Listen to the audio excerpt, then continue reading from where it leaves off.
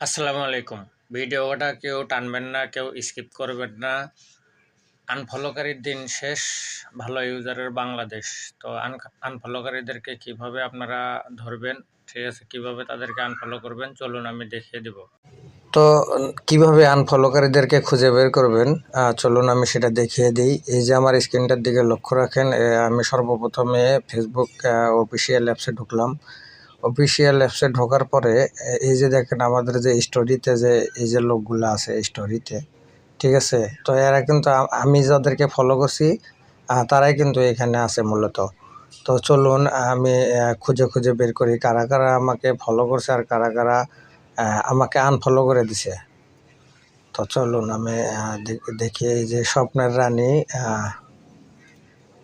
রত্না চৌধুরী, যেমন দেখেন এই যে রত্না চৌধুরী, ক্লিক দিলাম আমি। দেওয়ার পর এই যে ফলোয়িং, এই ফলোয়িংয়ের উপরে ক্লিক দিলাম। দেওয়ার পরে এই যে উপরে দেখতে পাচ্ছেন সার্চ বক্স, এই সার্চ বক্সের উপরে একটা ক্লিক দিলাম। এখানে আমার নামটা লিখব, এই যে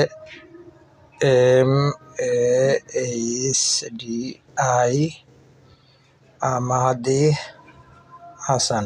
এই দেখেন আমার আমার ছবি আইসা পড়ছে, তার মানে উনি আমাকে ফলো করে, উনি আমাকে ফলো করে। তো এইভাবে আমাদের খুঁজে বের করতে হবে কে ফলো করে আমাদেরকে আর কে ফলো করে না। তো চলুন আমরা দেখি আর এখানে কে আছে আমাকে আনফলো করছে। খুঁজে খুঁজে বের করব আর আনফলো করে দেবো। হ্যাঁ, এই যে এটা দেখি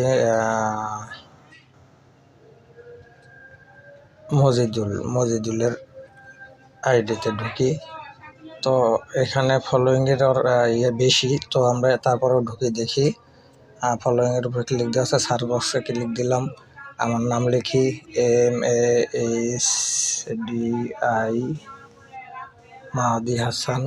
একটু ওয়েট করেন, সার্চ নিচ্ছে, নেটটা একটু দুর্বল তো মনে হচ্ছে। ও দেখেন, ও মোর আল্লাহ, উনিও ফলো দেওয়া আছে ওনারও, উনিও আমাকে ফলো করে, ঠিক আছে? তো আমরা আবার বের হই। এই যে দেখি এটা আমরা টু সিস্টারের আইডিতে ঢুকলাম। তারপরে যে ফলোয়িংয়ে ক্লিক দেওয়া আছে, এখান থেকে আমরা সার্চ বক্সে গিয়ে লিখি MAHDI মাহাদি হাসান। দেখি ওনার আইডিতে কি আসে। এই দেখেন উনি আমাকে ফলো দিয়ে আনফলো করছে। তো ওনাকে এখন সাইজ করব, ঠিক আছে? তো আপনারা দেখেন, ঠিক আছে? টু সিস্টার, নাম টু সিস্টার, ঠিক আছে? তো আমি এখান থেকে ব্যাগে যাই।